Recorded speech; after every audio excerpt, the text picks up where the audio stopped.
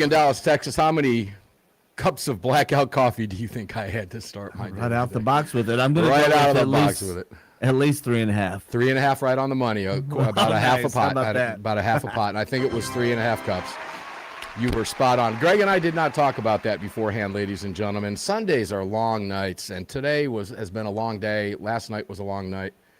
Good heavens. Welcome inside the CZ Studios with me. Mark Walters, filling your prescription for freedom today and every day. Greg, I'm going to let you do your thing. Rumble having issues on the Rumble side. They're rumbling something over there, but they're mumbling on our side, not on their side. I don't know what the deal is, but you know where to go. Without Rumble, tell everybody what to do. We'll get right cracking with Andy Hooser, the voice of reason. Yeah, sure. Places to watch the show are going to be YouTube and Facebook. Just do a search for Armed American Radio with Mark Walters. Over on X, just look for at AAR Mark. You can head over to armedamericanradio.org or .com, hit that menu icon, then select your watch live or listen live option. And to join our live chat, all you have to do is download Telegram, create your profile, and search for Armed American Radio Conversations. And I just yawned on camera. It's just the way it's going to be today, guys. Yeah. Just the way it's going to be. Andy Hooser, the voice of reason. You feel like running a radio show today? I kind of feel like being a guest. That's right, running the radio show. Well, I just lit my candle here in studio and getting all zen-like, ready to rock and roll. So, dude, let's do this thing. Monday, greatest day of the week. Oh, man, I knew if anybody can pick me up on a Monday, it's Andy Hooser, the voice of reason. Come on, brother, greatest day of the week. Look, I'm tired today, too. So the wife, she's getting ready. Little plug for her business, but she's an herbalist. She's getting ready for state. She's going to have a booth at State Fair this year in Kansas. Time, yeah. And so she's about a month away. So we spent the entire weekend making products. I was hauling all the stuff out of the certified kitchen that she makes everything in. So I am sore, and we didn't get done until about 1 a.m. I never stay up that late, especially during a work night. Yeah. So I've been struggling myself today too, but man, it's a Monday, greatest day of the week. We had round 5 of UFO disclosure on Friday. We had a great show over the weekend. Like, dude, there's a lot of cool stuff going on. 3 o'clock in the morning is normal for me on a Sunday. You know, what's wrong with you, man? I don't know. I can't do that. I don't know. I won't do that. He doesn't have to punch the clock at 8 a.m., Andy. So that's fine. Exactly. Yeah, my alarm's at 6:45. Well, even more, 6:30, 6 o'clock, depending. 6:30 for me. Yeah. Yeah. Well, my alarm is whenever I get up, but that's usually 5:30, 6 o'clock, even if it's 3 o'clock in the morning for some. So that makes for a long day. But God bless the blackout coffee. Golly, good heavens for blackout coffee today. I did make the pot of the highly caffeinated today. I did go that route, and I normally don't do that. And what it did was just put me back to normal for the most part. But I do have my trademark sugar-free Red Bull here for the afternoon, Andy. So are we living in an upside down world? I looked over it. I got all my alerts today. I was thumbing through those today, and I saw this in USA Today. Idaho shooting proves we need more heroes, not gun laws, by Nicole Russell, USA Today staff opinion writer. I said, am I reading that right, or am I reading that backwards? Let me repeat that. Idaho shooting proves we need more heroes, not gun laws. An opinion piece from USA Today. When a gunman opened fire at Idaho In-N-Out, an off-duty trooper and an armed civilian stopped him. Their courage is a reminder. We don't need more gun laws. We need more heroes. I went, let me go back and refresh this screen.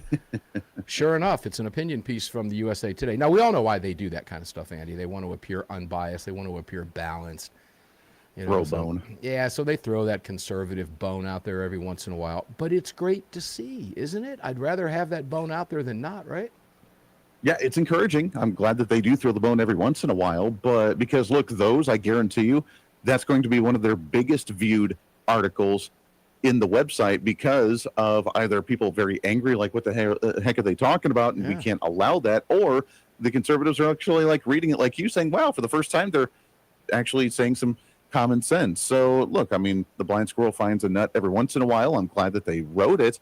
It's encouraging that maybe, just maybe, it allows the crack in the conversation for the other side to realize that gun control doesn't solve anything, and maybe it'll open up a few eyes. It won't be lasted long, like you said. I mean, they'll go back to another anti-gun piece here relatively soon. But yeah, look, I mean, we'll take the wins when we can. Yeah, let's as I dig a little deeper into this, okay, I believe in the Second Amendment, and I believe some gun laws are necessary, but I don't believe more laws are the answer every time evil strikes. Often the only thing that stops a crime in progress is the courage of men like these. In an era where moral and physical courage seems to be in short supply, we must recognize it when it appears. Now, let's go to that statement. Why do you think and I think I have the answer to this as I talk through it with you. I believe in the Second Amendment, and I believe some gun laws are necessary. That and could have been a but it was an and, but it could have been a but. Let's read it with a but. I believe in the Second Amendment, but I believe some gun laws are necessary. Why do you feel like a conservative staff writer, opinion writer that is in short supply at USA Today always feels like they have to couch it like that? Why not just say, I believe in the Second Amendment? Why do you have to put that in there? Is that to make people in the newsroom feel good, or, what's up with that? Why do we see that so often? That is the trigger for them to say, I support the Second Amendment, but we have to have gun control in some fashion. That's the way maybe for it to actually get published in the first place. Or for the woke, they always have to be selective about what they actually say because they have to be inclusive. So, welcome to the gay community and the trans community. It's not one or the other. It's got to be both. So they have to do all these trigger words in order for everything to be universal and to be collective, and for them to, especially on their side, they have to be inclusive as much as possible. So, I believe in the Second Amendment, but we have to have restrictions on there. I believe in freedom, but we have to have certain guidelines in there as well. I believe in the free market, but I also don't like rich people and want to tax them to death. They always have to put that, little jab in there when they can. So it's a disclaimer of sorts. Oh, yeah. What gun laws are necessary? Let's go there. Let's go down the hole. I can't get into this woman's head. I don't know what she's referring to. I don't see any specifics here. But what gun laws are necessary? Let's talk about a necessary gun law. And let's put it in the perspective of Idaho, because that's the context in which she wrote the opinion piece. So let's stay focused in that area. I wonder what gun law, and this is probably the fairer way to phrase it on her behalf, because at least it's in here and it's USA Today, so I'm happy about that. But I wonder what gun laws she would suggest would be necessary in the context of a story written about the courage and bravery in a piece titled Proves We Need More Heroes, Not New Gun Laws. I wonder what gun laws she would suggest. Well, I'm glad we had that gun law in Idaho. What gun law? Right. Yeah, I don't know what gun law would have stopped that type of shooting. Having, like myself, having someone that's gone through a school shooting itself, I asked that same question. What gun law in Colorado would have prevented the shooting that happened at my school that left a friend dead, my senior year of high school? I don't know what gun law would have actually prevented those things. This individual, do you want me to tell you what it is? Just one more. Yeah, please. Just one more. Yeah, just one more. The next one would have done it. It's like socialism. If we only go down the road further down socialism, this time it'll work out just great. Yeah. Just the next one, ladies and gentlemen. It's just that next one. It's that one we don't have. Which one is that? Well, I don't know yet, but it's there somewhere. It's there somewhere. We'll find it. We'll find it. It's out there somewhere. And if we have to go through more to get to that one, well, we'll just do that all the way around. Meanwhile, you just pointed out and proved to us that there is no gun law that would stop that. So I am curious. I would love to find out. And I believe some gun laws are necessary. What gun laws?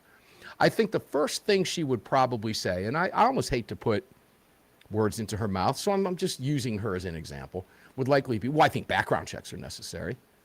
Tell me what background checks have stopped any mass killer. Every single one of them has passed the background check. Why is that effective? It makes you feel better. You got the nice safety net there, so therefore we can do the background check. We can make sure that everybody is okay. Maybe if we could start implementing what they tried to do a while ago, you can only get a firearm if you get signed off by your doctor to make sure that you don't have any health conditions, medical problems, mental health issues whatsoever. You put in the red flag laws to make sure that people can try and hold your family and friends accountable. You just start implementing these things because they haven't worked yet. But again, like you said, this next round, if we do it universally, then this time, of course, it'll obviously have to work because, laws work. I mean, we can't just have a law that says you can't shoot people. No, scratch that. Commit a murder or anything. That doesn't work. So maybe this law, like you said, this time it'll actually work. We just have to try and implement it further, or a law to reinforce a law that's already on the books, which is what we like to do a lot in government as well. Yeah, it's interesting. Maybe when we get farther down, I'll take a little bit deeper look at this over the break. But 30. As she quoted Salinas, Jordan Salinas in here, he said, train like your life depends on it, because God forbid one day it might. And she was applauding his bravery, etc. He'd gone to the In-N-Out with his girlfriend. Ladies and gentlemen, when we come back, we're going to continue. Hoosier, the voice of reason. During the break, I think and work a lot during the break. Most people don't know that. Greg certainly knows that. But it's constant work. And it dawned on me during the break. It popped right in my head. There is one gun law that would stop these killers. Do you know what it is? Okay. Constitutional carry. Hey, Idaho is a constitutional carry state. Greg, you just over there. Idaho is a constitutional carry state, and that's exactly what stopped. See, you see? So there is a gun law. Jersey, New York, California, blue states. There is a gun law that will help stop mass shootings. It's called constitutional carry. My brilliance sometimes just astonishes me. Greg, do you want to jump in here? I can't. Andy, I got to hold on. Greg, get in here. Yeah. Greg says to me as soon as we go off air during the break, he says, there is one law. I said, what's that? He goes, constitutional carry. I said, Idaho is constitutional carry. Oh!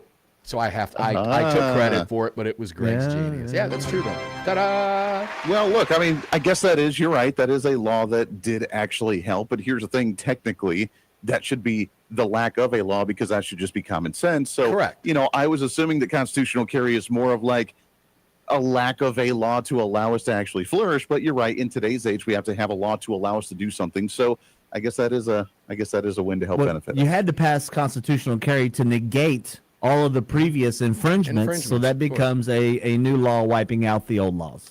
Well, that's why the Second Amendment Foundation couches their motto with what? Our gun laws I can't even think today. Winning back our firearms freedoms, one lawsuit at a time. And that's why we have to win them back, because we lost them in many places. All of us have been infringed, regardless of the color of what state we're in. There's infringements we have to fix. We had Florida Carry on yesterday. They're gearing up for more lawsuits in the great free state of Florida as well. Arizona, same way. It never stops. Now, on another front, Connecticut is now claiming that their gun laws actually work. Yeah. Well, okay. Yeah, sure. Go with that one. Go ahead, Connecticut. I know where you're going with this, so let me jump in real quickly here, Mark. Go ahead. Because nationwide, crimes have been down all over the place. And it's great. Donald Trump's policies, getting rid of criminal, illegal aliens, getting rid of cartel members, getting rid of rapists, getting rid of murderers, getting rid of drug traffickers, getting rid of human traffickers, getting rid of all this stuff. Crime rates have been down dramatically all over the country. The funny thing is that since that has happened, in the past year already, I mean, it's gone that quickly, that dramatically. Nationwide average rates have been down all over the country because of Trump policy. Because of that, Correct. We now have Democrats campaigning in states saying, look at what I've been able to do to drop crime rates in my communities, when they didn't do squat. They have not changed any of their policies. They've just been part of the average nationwide movement that Trump did to bring down rates across the board, and they're trying to create credit for it. I don't know if that's where you're going or not, but that's what we've seen. I've seen a lot of campaigns and a lot of states saying, look at how great our crime rates are right now. Nothing because of what they've done, but because of what Donald Trump's done. Yeah, let's go to this Connecticut piece because it's interesting. The contextual difference between what appeared in the USA Today and Connecticut Insider is quite remarkable, and it's what you would expect from the other side. For years, we have been told that gun violence is simply the price of life in America. Well, I don't know where they hear that. That's not the price of life in America. That's the price of life in a Democrat-run city with crappy policies and soft on crime policies. It's not the price of life in America. That the daily toll is a fact of nature and nothing can be done about it. Nobody thinks that. It's called locking them up. It's stopping recidivism. It's putting criminals behind bars where they belong. It's getting criminals off the streets. That's what works. Connecticut has spent more than a decade proving that is not true. Okay, let's go there. I'll humor you, okay? Consider what we're up against. According to the Brady Campaign to Prevent Gun Violence, 300, see, here we go, with nothing but the left-wing regurgitated talking points all day long from these folks. The opinion piece is titled Connecticut's Gun Laws Work, and the numbers prove it. Let's see what they talk about they actually did in Connecticut, and then make the comparison, Andy, because you did hit it. Okay, here's the quote. We wrote the most far-reaching gun control measure the state has passed since 2013. It banned open carry. Okay, Andy, let's tackle that one first. It banned open carry. Oh, said the criminal, I can't open carry. Not going to rob the liquor store of that old couple today and take their gold watches and chains because open carry's banned. At least doing so while showcasing your firearm. You can still do it if you have concealed carry, but not showcasing it with the open carry. It's just unbelievable. Well, ladies and gentlemen, let me make this very clear. We're going to have some fun with this. What I just said no criminal ever. And I want you to, radio is theater of the mind. I want you to picture the criminals in their gang lair, in their den, planning their criminal inactivity for the weekend. How are we going to criminal like this Joe weekend? Biden? What are we going to do, right? No, we're not talking about that criminal. Regular criminals, not elite criminals, regular gangbanger criminals that are sitting around deciding what they're going to do, who they're going to harm, what they're going to steal, how they're going to do it in their criminal den.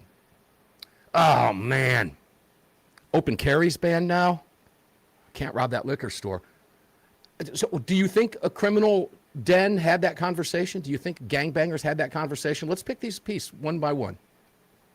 You think that ever occurred? I absolutely believe so. They got on their chat GPT and said, hey, is open carry still allowed in my area?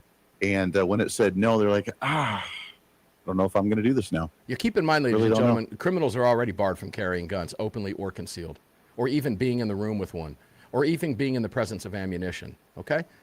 Now, number two, we expanded the assault weapons ban. Now, let's go back to that criminal den. Criminals be criminaling in their den, planning their criminal activity for the weekend. Oh, no. We're out of business now. They just banned more assault weapons. What are we going to do now? Said no criminal in the criminal den planning their criminal activity ever, Andy. Or am I just wrong on that one, too? 30. I completely agree. And I want to add on to that I think you just made a new slogan for a new swag T-shirt. Criminals be criminaling. Yeah, well, we make up our own words here. We've been saying that for a while. And with 20 seconds left, I want you to take this one to the break. I'm going to tease you when we come back. We're going to pick these apart one by one. But think in your mind of that criminal den. Visualize that as we talk about it. We'll be back. A step out. Voice of reason. Welcome back. Let's keep going with this because this is fun to do. And it's actually very humorous. But to think that these people believe what they're saying is almost utterly mind-boggling. All right, so we talked about they banned open carry. That scared the criminals in the criminal den. They expanded the assault weapons ban. Yeah, that scared the criminals in the criminals den. And get this next one. And they strengthened safe storage requirements. Now, here we go. I'm sure that was important. When you're the criminal hanging out in the criminal lair and you're getting ready to criminal because you're planning your criminal in for the week or the day, whatever it may be, whatever criminal scumbags do, here's one that I'm certain.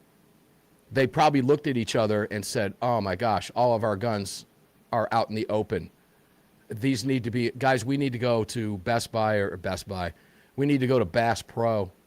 We need to go to Cabela's. We need to go online. We need to call Bud's Gun Shop. We need some safe storage gun safes here in the criminal den. Said no criminal ever, Andy. Correct me if I'm wrong. I don't know.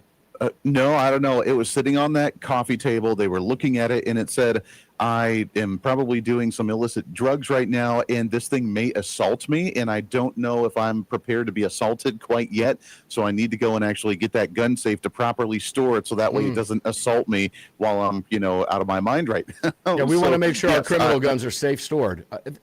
That's right. We want them to be properly stored. It is just That'll ludicrous. solve it. I mean, if it's properly stored, Mark, an organized crime den leads to lack of crime. Yeah, it gets better, folks. We wrote a law to hold gun manufacturers accountable in civil court when they fail to take reasonable steps to keep their products out of the wrong hands. Now, this is one of the, if not the most heavily regulated industry in America, ladies and gentlemen. If you know anything about the supply chain, manufacturers manufacture a gun. It is then sold. It is then moved to a dealer where a background check is performed, period. Where do criminals get guns? To insinuate that gun manufacturers sell guns to criminals, they don't, ladies and gentlemen. Guns legally purchased from a manufacturer have to be purchased through a dealer and a background check performed. Now, we could argue all day about background checks, but that's the law in all 50 states, so it is what it is, so we deal with what is. The fact of the matter is, no criminal in the criminal den went, oh, well, maybe they said, well, maybe they're going to blame the gun manufacturers, not us, for our criminal end today, you know? What an absolute joke, Andy, to think that these people are actually serious about that. They're embarrassing themselves. They're too stupid to figure it out.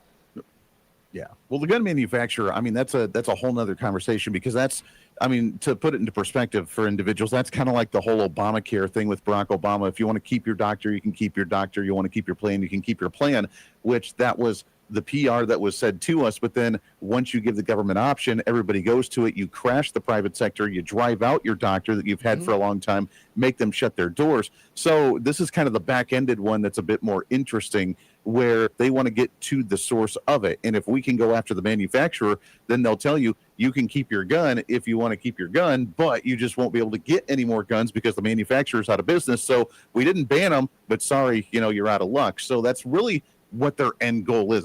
It's interesting they threw it into that story, and they talk about those types of successes, because they usually try to keep that one a bit more on the down low, because that's what their end goal is. If you can destroy the people that make the firearm, then you can say we didn't ban the Second Amendment. There's just happens to be, coincidentally, no more firearms for you to actually purchase. Correct. And it gets even better, Andy. I just keep going down the list.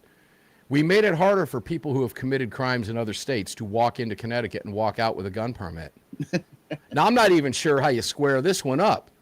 You're a criminal or you're not a criminal. Are you telling me that Connecticut allowed because you can't walk into another state and buy a handgun as a law-abiding citizen in a neighboring state?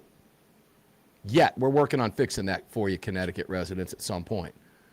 But you can't walk into a gun shop and buy a pistol in another state. You can buy a long gun. I'm pretty sure Connecticut wouldn't allow that. But nonetheless, criminals ain't buying guns at gun shops. They're stealing them. And a felon in Virginia is a felon in Connecticut. So I'm not sure how they square that one. Well, that's the argument that they used in Chicago, right? Or state of Illinois. I mean, you can have a gun ban in the city limits of Chicago, but what if someone from outside of the city limits comes in and actually commits a crime? So therefore, we need to ban it in the state. Well, what if someone comes in from outside of the state to commit the crime? So therefore, that's why they push for nationwide bans on guns, because you're never going to solve the issue, just like socialism, just like all this other stuff, unless you go the next step, because there's always going to be an outside force not allowing you to have the purism that you actually want. And again, that's just another one of the tactics that they have is socialism. You got to go the next step with the gun law. You got to have the next law on the books. It's never enough. But never enough. Someone always will affect you from the outside, so we just have to attack the outside as well. Well, and this is always interesting to me too. We've discussed this over many, many years. A great point you bring up, Chicago. Chicago likes to blame every mayor in Chicago. Every loser Democrat mayor in Chicago likes to blame Indiana, because Indiana is awash in guns, and Wisconsin, because Wisconsin is awash in guns, for all of the crime in Chicago, as if the gun is the problem, not the criminal, and the FCC unfriendly that ends in an ITY laws. Okay, ladies and gentlemen? But no, it's the gun. Of course, Indiana and Wisconsin do not have the crime problem that Chicago has, even though they're, according to Chicago politicians, awash in all the guns. So the guns only activate themselves when they get to Chicago. This is a certain level of stupidity that is almost hard to understand. It really, truly is. It's almost hard to understand this level of stupid, Andy, because people fall for this. That is true. Let me push back on that a little bit. It's not the stupid people that are writing it. They know that's their agenda. It's the stupid people that listen to it and actually believe it, because they're the clapping seals that just regurgitate whatever they hear based on based on either social media stories or from the news and mainstream media, what they tell them. So the people that write this, I think they probably know this information, but they know that they can manipulate voters by making it sound really sweet for the people and actually go along with it. I'll disagree with you on that one point. I don't think the two people that wrote this column have any idea. They actually buy into this stuff, dude. They buy into this. They literally buy into it. And they can't back up, nor do they even attempt to back up any of what it is, their assertions here whatsoever, because it's impossible to do. This past session, after much debate and overcoming disagreement, we passed another gun safety law, tightening the rules on convertible pistols and similar firearms. It matters more than most people realize. Machine guns are already banned in Connecticut. Yet in 2023 and 2024 alone, Hartford police seized 51 Glocks that had been, here we go, Glock switches again, that had been modified into automatic weapons. 30. A law is only as good as our willingness to keep it current. Keep it current. 20. We've only got Living 20 document, seconds. my friend. Yeah, we've only got 20 seconds. We come back, I want you to address that because I have an idea where you're going to go with that. And we'll be back, ladies and gentlemen, right after the break. One more segment to go with Andy Hooser, the voice of reason, KQAM, Wichita's Big Talker, Wichita's favorite son.